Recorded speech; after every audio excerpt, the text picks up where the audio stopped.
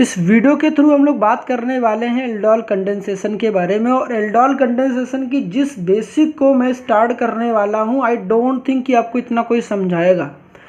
जो पॉइंट्स मैंने लिख रखे इस पॉइंट को पहले मैं आपको समझाऊंगा, उसके बाद इन पॉइंट का इस्तेमाल करते हुए मैं आपको एग्जांपल के थ्रू आपको एल्डोल कंडेंसेशन पूरी तरीके से समझा दूंगा।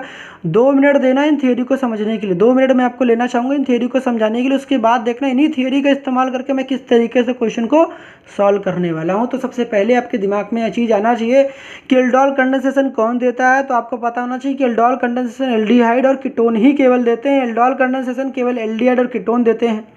और ये जो भी एल्डिहाइड और कीटोन लेते हैं हम लोग, इनमें क्या होना चाहिए, अल्फा हाइड्रोजन होना चाहिए। अब अल्फा हाइड्रोजन क्या होता है, अल्फा हाइड्रोजन, इसके पहले मैंने अल्फा हाइड्रोजन की वीडियोस बना रखी है, उसमें आप जाके देख लीजिएगा। आपके सामने लास्ट के वीडियो में दे दूंगा, वहाँ पर आप देख लेना, नहीं तो मैं अभी समझा भी दूंगा। ठीक है, आपको समझ में आ जाएगा। मतलब कि ये जो भी एल्डिहाइड और कीटोन होंगे इनमें अल्फा हाइड्रोजन होना चाहिए। ठीक है, पहली चीज़ ये कि एल्डोल कंडेंसेशन देगा कौन, तो आपके दिमाग में आना चाहिए, आप बोलोगे क्या कि एल्डिहाइड और कीटोन देंगे। और दूसरी बात ये आती है कि इन एल्डिहाइड और कीटोन में होना क्या चाहिए, या इनकी ज़रूरत क्या है, इनकी रिक्वायरमेंट, इनकी नीड क्या है। इन एल्डिहाइड और कीटोन की रिक्वायरमेंट या नीड ये है कि इन एल्डिहाइड और कीटोन में अल्फा हाइड्रोजन होना चाहिए। ये बात समझ में आई। मैंने ये कहा कि जो भी आप एल्डिहाइड या कीटोन लोगे उनमें क्या होना चाहिए, अल्फा हाइड्रोजन होना चाहिए। अगर अल्फा हाइड्रोजन है तभी एल्डोल कंडेंसेशन को देगा, नहीं तो एल्डोल कंडेंसेशन नहीं देगा। यहाँ तक बात समझ में आ गई? हाँ यार, यहाँ तक तो समझ में आ गई होगी। अब ये बताया कि जब आप रिएक्शन करा रहे होगे तो एल्डिहाइड और कीटोन को हम लोग ट्रीट करेंगे विथ डाइल्यूट अल्कली। मतलब कि डाइल्यूट अल्कली के साथ एल्डिहाइड और कीटोन को ट्रीट करेंगे। डाइल्यूट अल्कली मेरे पास क्या हो सकता है, सोडियम हाइड्रोक्साइड हो सकता है, पोटेशियम हाइड्रोक्साइड हो सकता है, बेरियम हाइड्रोक्साइड हो सकता है, पोटेशियम कार्बोनेट हो सकता है। उसके बाद बात करते हैं, यहाँ नोट की पॉइंट क्या लिख रखा है कि जब भी आपके पास रिएक्शन आएगा सामने वाला बंदा एक ही देगा, सामने वाला बंदा एक ही एल्डिहाइड या एक ही कीटोन देगा। मगर आपको क्या काम करना है, आपको 2 एल्डिहाइड कंसीडर करने हैं भाई साहब। आपको एल्डिहाइड या कीटोन के 2 मॉलिक्यूल कंसीडर करते हैं। ये दिमाग में रहेगा क्या, देखो तभी मैंने हिंदी में क्यों लिखा भाई साहब इतनी पॉइंट, ताकि आपके दिमाग में लंबे समय तक रहे। ठीक है, तो मैंने क्या कहा कि जो भी एल्डिहाइड लोगे या जो भी कीटोन लोगे उस एल्डिहाइड और कीटोन के 2 मॉलिक्यूल कंसीडर करोगे। एल्डिहाइड और कीटोन के 2 मॉलिक्यूल कंसीडर करते हैं।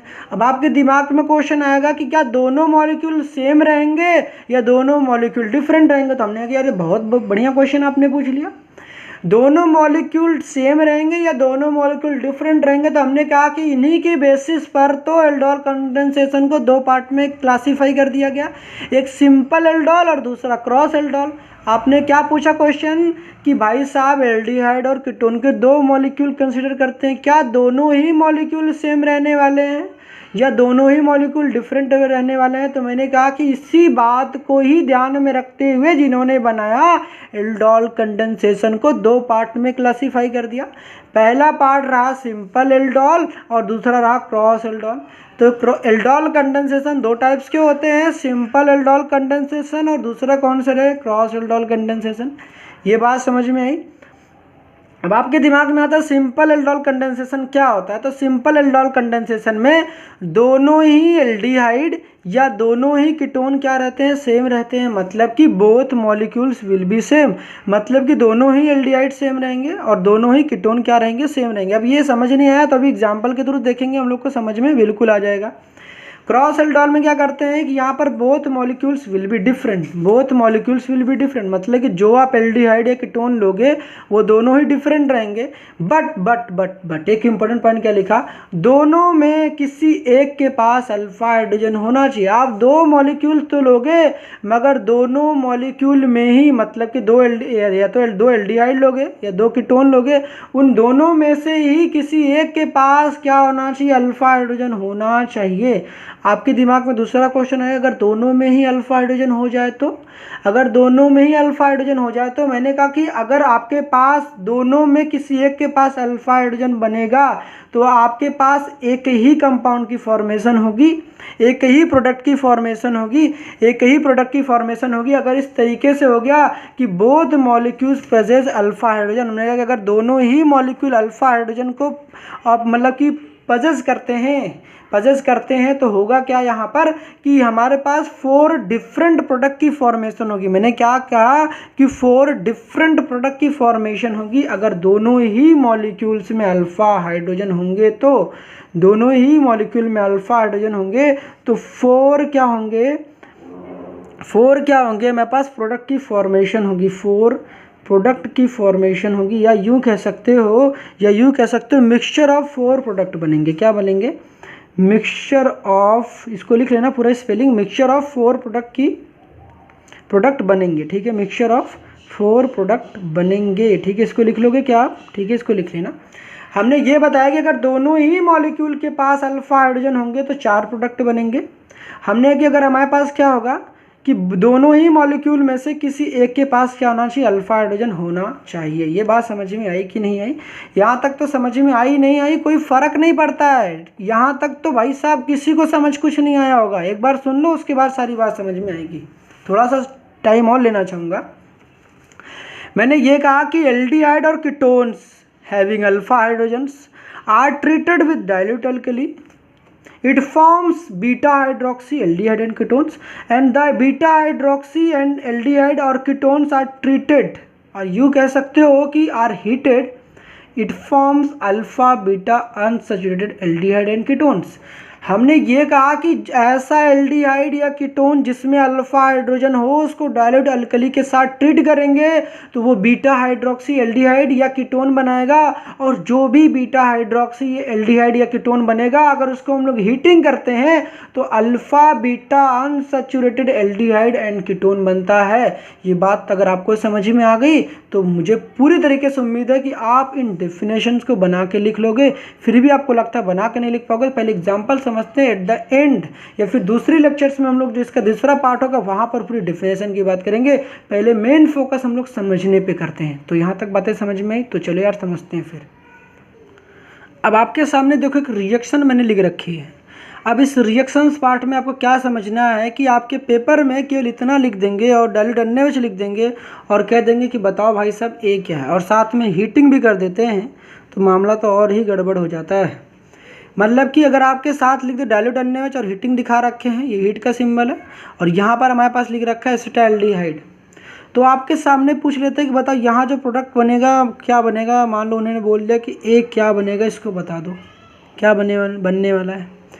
अब आपके सामने ऐसे ही क्वेश्चन आ जाएंगे और आपको करना पड़ेगा, तो आप क्या काम करोगे? मैंने जो बता रखा है आपको यही समझना है कि जब भी ऐसे क्वेश्चन आते हैं डाइल्यूट अल्कली आती है और सामने एल्डिहाइड हो या कीटोन हो, क्या करोगे, किस तरीके से रिएक्शन को प्रोसीड करना, उसी बात को ही तुम्हें समझना है। मैंने कहा था कि आपके पास जो भी एल्डिहाइड देगा, याद रहे कि एल्डिहाइड कीटोन्स के 2 मॉलिक्यूल कंसिडर करते हैं। ये लिखा था मैंने, क्या लिखा था? एल्डिहाइड एंड कीटोन के 2 मॉलिक्यूल्स कंसीडर करते हैं। याद है कि भूल गए? एल्डिहाइड एंड कीटोन के 2 मॉलिक्यूल्स कंसीडर करते हैं। थोड़ा सा यार जूम इन करता हूँ, मैं आपको फिर से दिखाता हूँ। यहाँ पर देखो मैंने क्या कहा, याद रहे कि एल्डिहाइड एंड कीटोन के 2 मॉलिक्यूल्स कंसीडर करते हैं। ठीक, इतनी बात समझ में आती है क्या आपको? इतनी बात तो आराम से समझ में आती होगी। तो इसी बात का ही इस्तेमाल करते हुए, इसी पॉइंट का ही इस्तेमाल करते हुए हम क्वेश्चन की बैंड किस तरीके से बजाएंगे, आइए देखते हैं। हमने कहा कि हमारे पास CH3CHO है। अब इसके हमें क्या करनी है, क्वेश्चन को सॉल्व करना है। मैंने कहा कि जो भी मॉलिक्यूल देंगे हम इसी मॉलिक्यूल को 2 बार लिखेंगे, 2 बार लिखेंगे, और इस लिखने की टेक्निक को ही आपको सीखनी है। पहले वाले मॉलिक्यूल को कैसे लिखना, देखो सोल्यूशन कर रहा हूँ मैं आपको समझाने के लिए, ठीक है। हो गया यार मैथ्स के सोल्यूशन है क्या? नहीं भाई साहब, देखो यहाँ पर ये आपको सिखाने वाला पहला 2 क्वेश्चन आपको सिखा रहा हूँ, तो थोड़ा सा ना ऐसा होगा कि थोड़ा समझाने में थोड़ा सा आपको हो सकता है गंदे वंदे लग रहे होंगे। यहाँ पर थोड़ा सा समझोगे तो समझ में आ जाएगा। पहले जो भी एल्डिहाइड दिया रहेगा उसको क्या काम करोगे, पहले वाले एल्डिहाइड को एज इट इज़ रखना है और इसके फंक्शनल ग्रुप को ओपन करके लिखना। CHO को आपको पता है, जो भी CHO वाला पार्ट है C डबल बॉन्ड को ऊपर, और ये वाला जो H है ये रहेगा हमारे पास नीचे। क्योंकि यार समझ नहीं आया। हमने कहा कि जो भी एल्डिहाइड दिया रहेगा इसको 2 बार लिखना है। मतलब इसी एल्डिहाइड को पहले देखो एक बार ऐसे लिखा और इसी एल्डिहाइड को फिर लिखो। पहले वाले एल्डिहाइड को जब भी लिख रहे होगे तो इस तरीके से लिखना, और दूसरे वाले एल्डिहाइड जो लिखोगे इसी सेम को ही लिखोगे, तो इसके अल्फा हाइड्रोजन को खींच कर लिखना है। मैंने क्या बताया, जैसा कि आपको पता है ये फंक्शनल ग्रुप है। फंक्शनल ग्रुप के हमारे पास जो नेक्स्ट कार्बन होता है वो मेरे पास अल्फ़ा कार्बन होता है, और अल्फ़ा कार्बन से अटैच जो हाइड्रोजन होता है वो मेरे पास अल्फ़ा हाइड्रोजन होता है। हमने कि जब भी दूसरा मॉलिक्यूल लिख रहे होगे तो उसके अल्फ़ा हाइड्रोजन को खींच कर लिखोगे। तो यहाँ से जब H को खींच कर लिखेंगे, देखो मेरे पास H होगा और यहाँ पर क्या हो जाएगा CH2 होगा, और ये क्या हो जाएगा CHO रहेगा। अब अल्फ़ा हाइड्रोजन नहीं पता तो इसके पहले मैंने वीडियोस बना रखे, वहाँ पे ज़रूर जाके देख लेना, क्योंकि यहाँ पर मैं अल्फ़ा हाइड्रोजन को अगर बताने लगा ना तो ये वीडियोस काफ़ी लेंदी हो जाएगी और आपको समझ बिल्कुल नहीं आने वाला।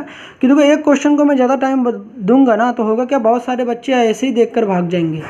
तो इस वजह से क्या काम कर रहा हूँ मैं, जो बता रहा हूँ आपको क्या काम करना है, पहले वाले मॉलिक्यूल को इस तरीके से लिखना, दूसरे वाले मॉलिक्यूल का अल्फ़ा हाइड्रोजन को खींच कर लिखना। याद रहे जो मैं बात बोल रहा हूँ, पहले वाले मॉलिक्यूल को ऐसे लिखना और दूसरे वाले मॉलिक्यूल के अल्फ़ा हाइड्रोजन को खींच कर लिखना है, खींच कर लिखना है। अब कैसे खींच तो दिया आपने, H को खींच दिया और बाकी दो का H को खींच दिया तो CH2 बचा, CHO बच गया। अब क्या करोगे, अब क्या करोगे, अब इसके बाद देखो यहाँ पर ना एक तरीका बताता हूँ कैसे रिएक्शन कराओगे। यहाँ पर जो ये पार्ट दिखता है आपके पास, क्या ये वाला जो पार्ट दिखता है यहाँ पर, तो चलो आ जाएगा क्या, चलो देखते हैं। हमने ये जो H होगा ना, इस H को ले जाकर ना इस O को चिपका दोगे। आपके पास देखो यहाँ पर ना देखो डबल बॉन्ड दिख रहा है। अब आपको इतनी बात तो पता होनी चाहिए, इतनी बात तो पता होनी चाहिए कि जो आपके पास ये डबल बॉन्ड होता है, जो आपके पास ये डबल बॉन्ड होता है, अगर इस एक डबल बॉन्ड को तोड़ेंगे, मतलब एक बॉन्ड को अगर तोड़ोगे तो 2 वैलेंसी फ्री होती है। मतलब एक बॉन्ड में आपको पता है ना 2 इलेक्ट्रॉन होते हैं, अगर हम इसको बीच से तोड़ देंगे तो देखो एक वैलेंसी इसकी फ्री हो जाएगी। मतलब देखो ऐसे होता है, एक बॉन्ड तो रहेगा, हम कह रहे एक बॉन्ड को ना ब्रेक कर दो, तो आपको पता है कि ये एक इलेक्ट्रॉन ऑक्सीजन का था, एक इलेक्ट्रॉन कार्बन का था, तो एक इलेक्ट्रॉन यहाँ पर आ जाएगा, एक इलेक्ट्रॉन कार्बन का हो जाएगा। मतलब एक वैलेंसी ऑक्सीजन की फ्री हो जाएगी, एक वैलेंसी कार्बन की फ्री हो जाएगी। देखो एक बॉन्ड में 2 इलेक्ट्रॉन होते हैं, दोनों ने आपस में अपने इलेक्ट्रॉन लगा रखे थे, एक इलेक्ट्रॉन ऑक्सीजन ने अपने ले लिए और कार्बन ने अपने ले लिए। जब ऑक्सीजन ने अपने ले लिया, मैंने यहाँ दिखा रखा, जो कार्बन ने ले रखी यहाँ दिखा रहा, जैसा कि आपको पता है वैलेंसी को मैंने ऐसे दिखा दिया, ये बता रहा कि वैलेंसी फ्री है। अब ये जो वैलेंसी फ्री होगी आपको पता है, यहाँ पर देखोगे ये हाइड्रोजन को ले जाकर क्या कर दोगे, चिपका दोगे। क्या कर दोगे, चिपका दोगे। देखो इसकी शक्ल कुछ ऐसे दिखेगी, देखो यहाँ पर देखो कुछ ऐसा दिखेगा भाई साहब, देखो CH3 दिखेगा, C, उसके बाद O दिखेगा, एक वैलेंसी यहाँ पर फ्री होगी, एक वैलेंसी यहाँ पर फ्री होगी।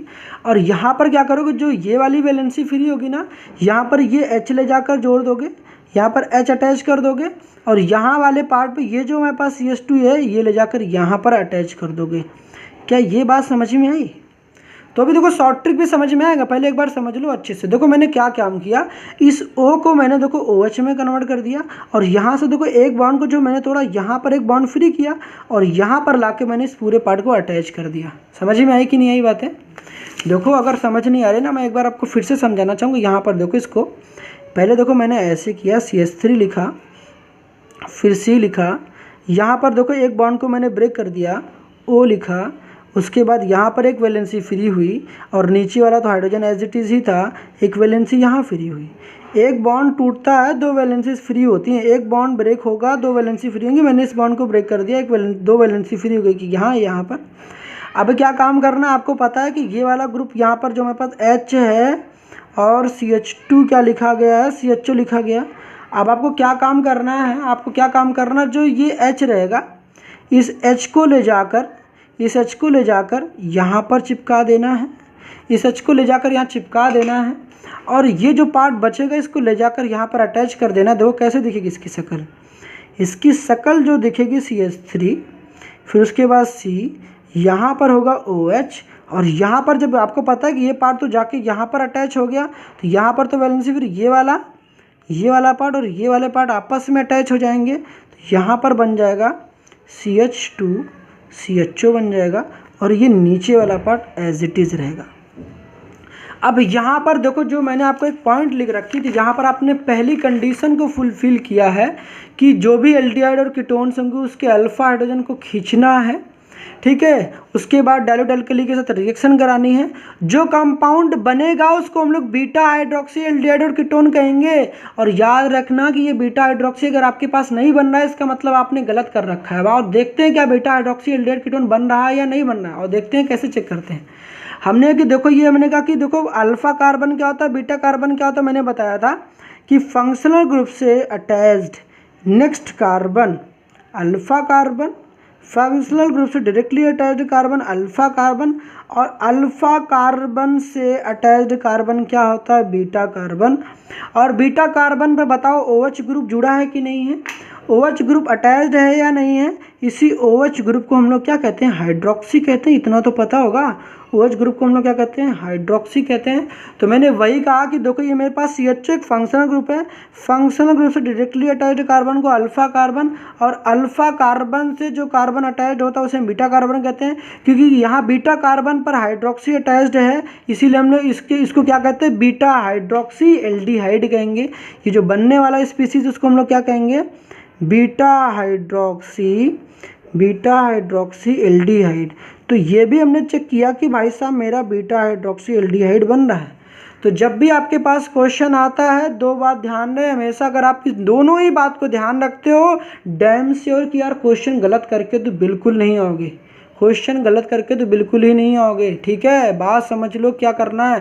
पहले जो भी मॉलिक्यूल देंगे उसको इस तरीके से लिखेंगे, और दूसरा जो मॉलिक्यूल रहेगा उसके अल्फा हाइड्रोजन को खींच कर लिखोगे। मैंने क्या बोला, अल्फा हाइड्रोजन को खींच कर लिखो भाई साहब, खींच कर लिखना, मत भूलना। अब जो बात मैं कह रहा हूँ कि अल्फा हाइड्रोजन को खींचना मत भूलना, खींच कर लिखना मत भूलना, आप वही करोगे आप वही भूल जाओगे।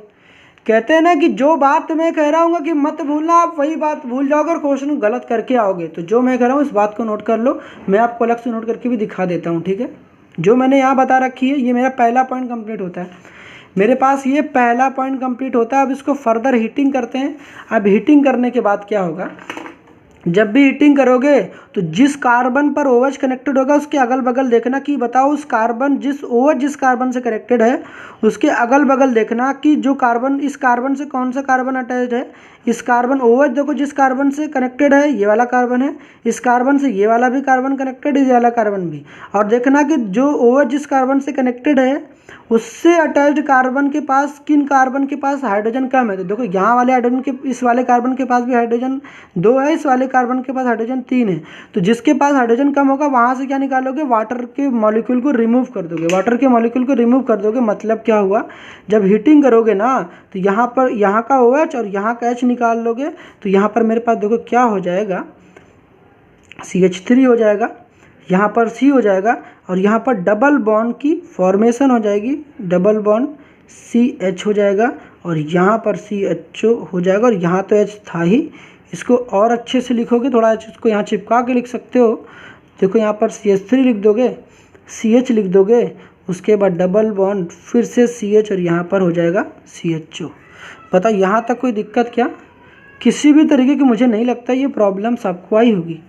क्या ये आपको समझ नहीं है ये डबल बॉन्ड कैसे बना? अगर नहीं समझ में आया देखो मैं इसको भी समझा रहा हूँ, इस लेक्चर में एक ही एग्जाम्पल समझा रहा हूँ, लेकिन इस एग्जाम्पल को समझने के बाद आपके आने वाले जो भी एग्जाम्पल होंगे मैं डेफिनेटली कह रहा हूँ आप गलत करके बिल्कुल नहीं आओगे, क्योंकि मैं आपको समझाने की पूरी कोशिश कर रहा हूँ और हर एक बात समझा रहा हूँ। देखो मैं यहाँ पर मैं क्या बताता हूँ आपको, पूरी स्ट्रक्चर अगर ऐसे समझ नहीं आती ना, एक बार स्ट्रक्चर को मैं ओपन करके दिखाता हूँ। आपके पास CH3 था, यहाँ पर OH था कि नहीं था? बिल्कुल था।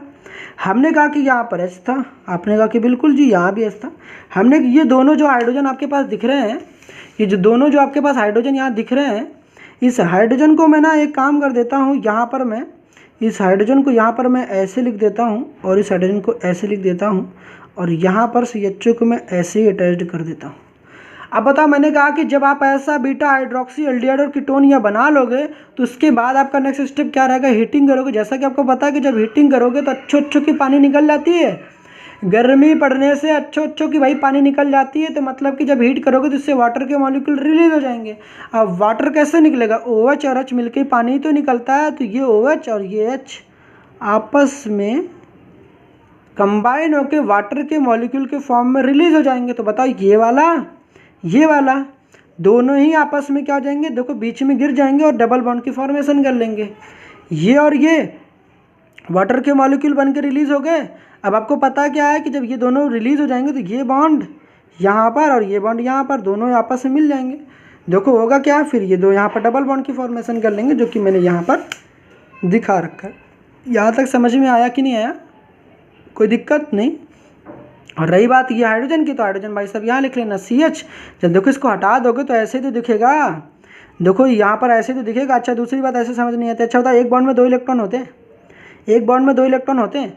OH ने अपने इलेक्ट्रॉन ले लिए, H ने अपने इलेक्ट्रॉन ले लिए। देखो OH ने अपने इलेक्ट्रॉन लिए तो ऐसा था, H ने अपने इलेक्ट्रॉन लिए ऐसा था, दोनों आपस में कंबाइन कर लिया और H2O बना लिए। अब यहाँ पर देखो हुआ क्या, यहाँ कंडीशन ऐसी हुई कि यहाँ पर एक इलेक्ट्रॉन बच गया, यहाँ पर एक इलेक्ट्रॉन बच गया और यहाँ पर देखो H है और यहाँ पर भी H है। ये दोनों ही इलेक्ट्रॉन आपस में कंबाइन कर लेंगे, डबल बॉन्ड नहीं बनाएंगे क्या? यही तो मैं कह रहा हूँ, ये डबल बॉन्ड नहीं बनाएंगे क्या? इसी वजह से यहाँ डबल बॉन्ड बनता है। और ये वाले H रही बात, ये रही H की बात, तो इसी को हमने ऐसे लिख रखा है, इसी को तो ऐसे लिख रखा है CH डबल बॉन्ड CH, यहाँ पर हो जाएगा CHO। ये बात क्लियर है क्या? तो आपको ये तो मेरा पहला क्वेश्चन था कि आपको समझाने के लिए इतनी सारी बातें समझा रखी हैं, जिसको समझ में आया है अच्छी बात है भाई साहब। लेकिन आपको ऐसे दिमाग लाओगे तो ऐसे क्या करोगे, ऐसे दिमाग ये लगाना है कि जब भी ऐसे रहेगा तो अल्फा हाइड्रोजन खींचना है और जो भी O रहेगा उसको OH में कन्वर्ट कर दोगे, जो भी O रहेगा उसको OH में कन्वर्ट कर दोगे और जो भी दोगे यहाँ से H को गायब कर देना और बच्चे वाले पार्ट को यहाँ से चिपका देना, जैसा कि दिख रहा है यहाँ चिपका देना। अब क्या होगा, जब भी ऐसा कर दोगे तो बीटा हाइड्रोक्सी एल्डिहाइड बन जाएगा, कीटोन बन जाएगा। और उसके बाद क्या काम करना है, जब भी बनेगा OH जिस कार्बन से कनेक्टेड, उसके बगल में देखना जिसके पास हाइड्रोजन कम होगी उसके एक हाइड्रोजन को निकाल लेना, पानी बना के निकाल देना, मतलब कि माइनस का H2O कर देना, रिलीज हो जाएगा। अब निकाल दोगे तो आपको पता है कि यहाँ पर जहाँ पर OH निकालना और जहाँ से हाइड्रोजन निकालना, जिस कार्बन से हाइड्रोजन निकालना, उनके बीच में डबल बॉन्ड की फॉर्मेशन कर देना और हो जाएगा आपका ये हमारे पास एल्डोल कंडेंसेशन का पहला एग्जांपल डन। समझ में आया कि नहीं आया? तो ये थी पूरी तरीके से। अब यहाँ पर देखो मेरी दूसरी पॉइंट क्या कंप्लीट होती है। दूसरी पॉइंट में मैंने आपको ये बता रखा था कि अल्फ़ा बीटा अनसैचुरेटेड एल्डिहाइड या कीटोन बनेंगे। इसका क्या मतलब था, देखो मैंने ये बताया था कि फंक्शनल ग्रुप के, देखो फिर से देखो, फंक्शनल ग्रुप के नेक्स्ट कार्बन अल्फ़ा, उसके नेक्स्ट कार्बन क्या हो गया बीटा। हमने कहा कि देखो अल्फ़ा कार्बन और बीटा कार्बन पर डबल बॉन्ड बना हुआ है। जब भी कार्बन कार्बन के बीच में डबल बॉन्ड बने हो या ट्रिपल बॉन्ड बने हो तो ऐसी चीज़ों को हम लोग अनसैचुरेशन कहते हैं। अनसैचुरेशन का मतलब ही होता है कार्बन कार्बन के बीच में या तो डबल बॉन्ड है या तो ट्रिपल बॉन्ड है, तो उसको हम लोग अनसैचुरेशन कहते हैं। यहाँ पर देखो डबल अल्फ़ा कार्बन पर और बीटा कार्बन के बीच में क्या है, डबल बॉन्ड है, इसीलिए हम कह रहे हैं कि यहाँ पर क्या होता है अल्फ़ा बीटा अनसैचुरेटेड एल्डिहाइड या कीटोन बनता है। तो क्योंकि देखो यहाँ पर एल्डिहाइड है इसीलिए अल्फ़ा बीटा अनसैचुरेटेड ये एल्डिहाइड है। यहाँ पर देखो फंक्शन ग्रुप मेरा एल्डिहाइड है तो ये बनने वाली चीज़ को हम लोग क्या कहेंगे, alpha beta unsaturated, alpha beta unsaturated क्या बोलेंगे, एल्डिहाइड बोलेंगे। आई होप ये चीज़ें तो समझ में आई होगी। बताओ किसी तरीके की दिक्कत नहीं रही होंगी। तो एक एग्जांपल और लेते हैं फिर उसके बाद समझते हैं। तो इस लेक्चर को देखो इसमें क्या हुआ, अगर कायदे में मैं आपको लिख के दिखा रहा हूँ हिसाब से, तो आप क्या लिखोगे, तो देखो आपको पेपर में अगर देखो दोनों लिखा CH3 CHO लिखा गया है, डाइल्यूट NaOH लिखा गया है, हीटिंग लिखा गया है, तो आप प्रोडक्ट की फॉर्मेशन में डायरेक्ट यही लिख कर आओगे। अगर आपको केवल डाइल्यूट NaOH लिखा गया है तो आप डाइल्यूट NaOH वाले स्टेप में केवल ये बना के दिखाओगे, डाइल्यूट NaOH लिखा गया है तो आप केवल यहाँ तक काम करोगे। अगर हीटिंग भी दिखाया गया है तो आप वाटर के मॉलिक्यूल को भी रिलीज करके ये पूरा कंपाउंड बना के दिखाओगे। तो यहाँ वाले कंपाउंड में पहले ये बनाओगे, उसके बाद फिर इसके बाद ये बनाओगे। अगर देखो यहाँ दोनों ही दिखा रखे, देखो दोनों स्टेप एक साथ है, इसका मतलब हुआ कि आपको फाइनल प्रोडक्ट बना के देना है। मतलब जब भी अगर ऐसे आएगा डाइल्यूट NaOH भी और हीटिंग है तो आप केवल लास्ट में आपको ये लिख कर दिखाना। अगर ये हीटिंग नहीं होता तो आप केवल यही लिखकर दिखाते यहाँ पर एक ही प्लेस पर। समझ में आया क्या? अब एक रिएक्शन और देखते हैं तो शायद आपको ज़्यादा समझ में आएगा। एक एग्जांपल देखो और लेते हैं फिर आपको समझाते हैं। फिर से मैंने कहा कि देखो आपके पास फिर से ऐसा कुछ कंडीशन, मैंने इस बार ले लिया कीटोन। कीटोन में मैंने कौन सा कीटोन लिया, मैंने ले लिया एसीटोन, CH3CO CH3 ले लिया।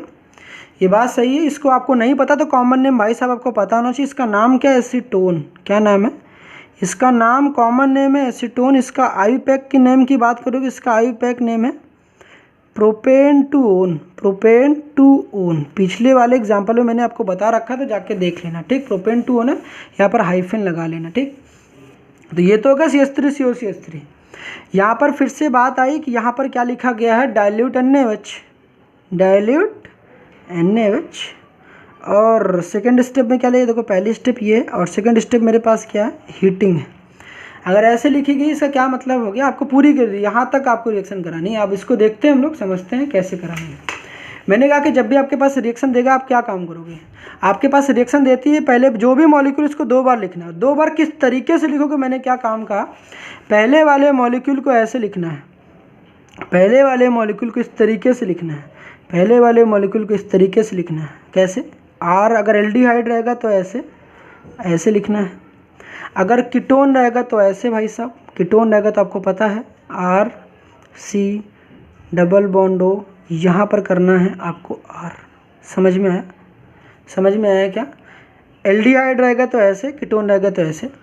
दूसरे वाले मॉलिक्यूल के अल्फ़ा हाइड्रोजन को खींचोगे, किसको, अल्फ़ा हाइड्रोजन खींच कर लिखना है। ये दिमाग में पीछे तो जो भी पार्ट आएगा उसको लिखना है। यहाँ पर क्या लिखा है, अल्फ़ा हाइड्रोजन को खींचना मत भूलना, मत भूलना, ठीक है।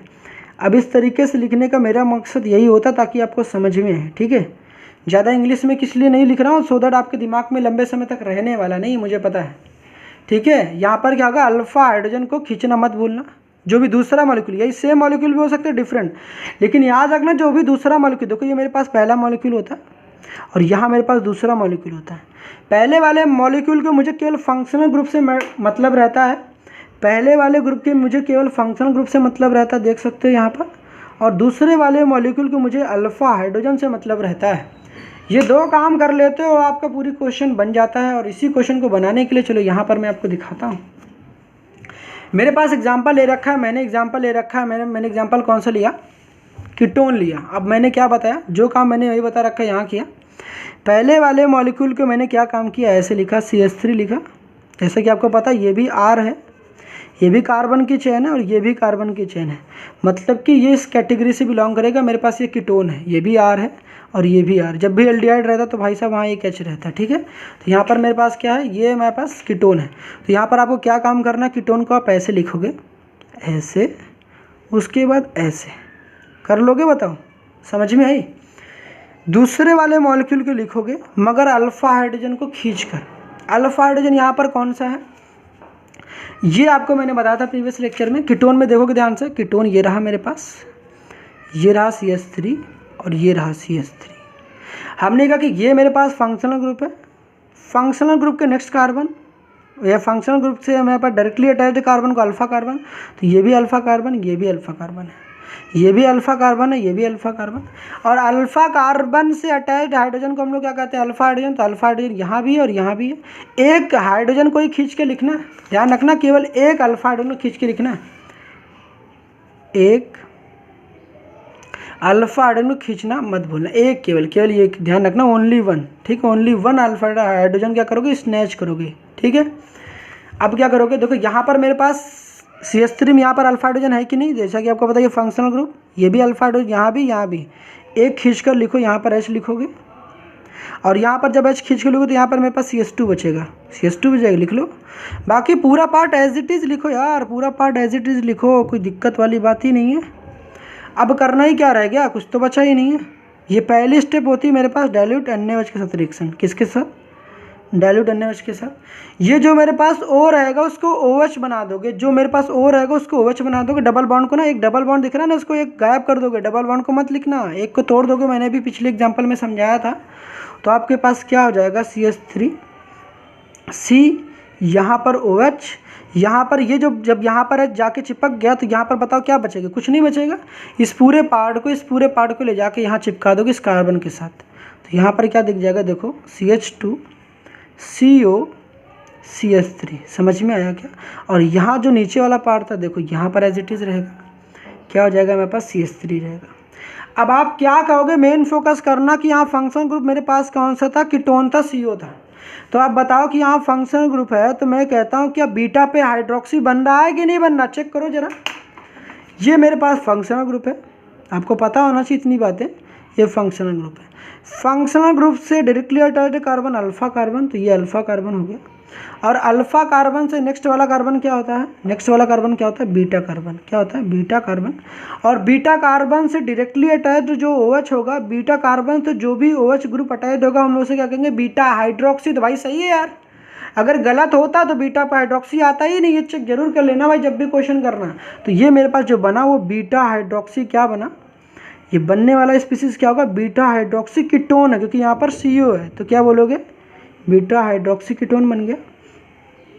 अब इसकी हीटिंग कराओगे तो कहाँ से पानी निकालोगे भाई साहब, यहाँ से। ठीक, यहाँ पर देखो हाइड्रोजन कम है, यहाँ पर 3 है, यहाँ पर 2 है, तो यहाँ से निकालना OH, एक H OH, और यहाँ से एक H निकालोगे।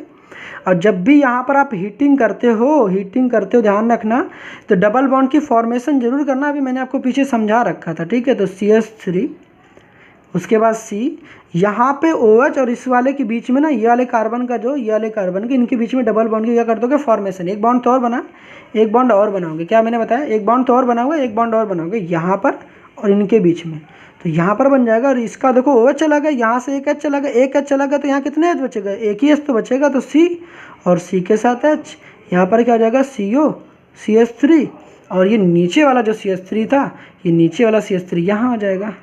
बताओ कोई दिक्कत। अब यहाँ पर मैंने आपको क्या बताया था, ये जो बनने वाला स्पीसीज होगा इसको हम लोग क्या बोलेंगे, अल्फा बीटा अनसैचुरेटेड कीटोन, क्योंकि यहाँ पर CO है। तो देखो ये मेरे पास फंक्शनल ग्रुप था, फंक्शनल ग्रुप के नेक्स्ट कार्बन अल्फा, और ये हो गया बीटा, क्योंकि अल्फा और बीटा के बीच में ही डबल बॉन्ड है, और जब भी डबल बॉन्ड होता है तो ऐसे किसी कंपाउंड में डबल बॉन्ड होता है तो उसको हम लोग अनसैचुरेटेड कंपाउंड कहते हैं, या फिर किसी भी कंपाउंड में ट्रिपल बॉन्ड होता है तो उसे भी हम लोग अनसैचुरेटेड कंपाउंड कहते हैं।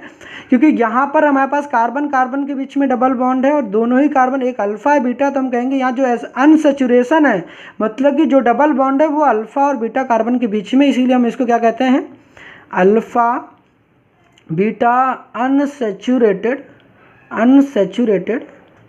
क्या कहेंगे, कीटोन कहेंगे। क्या कहेंगे, कीटोन कहेंगे। आई होप यहाँ पर बताई गई तमाम बातें समझ में आई होगी। तो जब ये रिएक्शन करके दिखा रहे होगे, ये CH3 CO CH3, तो आपका जो फाइनल प्रोडक्ट होगा वो क्या हो जाएगा, यहाँ पर आपको लिखकर दिखाना पड़ेगा। जो फाइनल प्रोडक्ट देखो हम लोगों ने बनाया, ये बनाया, तो यहाँ पर आप पेपर में अगर आता है तो ऐसे लिखकर दिखाओगे, CH3 double bond CH CO CH3। समझ में आया कि नहीं आया, आई होप समझ में आ गया होगा। जो देखो मैंने यहाँ देखा, थोड़ा सा जूम इन करते हैं फिर आपको समझाते हैं, ठीक है। जो मैंने देखो आपको यहाँ समझाया था उसी चीज़ को यहाँ लिख रखा है, ठीक है। समझ में आई कि नहीं बात, आई होप इस लेक्चर में बताई गई तमाम बातें आपको डेफिनेटली हेल्पफुल रहा होगा और समझ में भी आया होगा। फिर भी आपको लगता कोई डाउट रहता, कुछ भी रहता, आप कमेंट सेक्शन में बताना। ये हमारा पहला पार्ट है, इसके नेक्स्ट पार्ट में हम लोग और क्वेश्चन को सॉल्व करेंगे। ये बेसिक पार्ट था जिसको मैंने आपको, उम्मीद है मैंने काफ़ी हद तक समझाया होगा। फिर भी समझ नहीं आया होगा, कुछ भी अगर लगता है पॉइंट, तो आप नेक्स्ट लेक्चर में देखना, मैं डेफिनेटली और भी ट्राई करूँगा समझाने की, ठीक है। समझ में आया कि नहीं आया, कहोगे यार कितनी बार पूछोगे यार समझ में आया कि नहीं आया। चलो यार मिलते हैं नेक्स्ट लेक्चर में, तब तक के लिए ऑल द बेस्ट।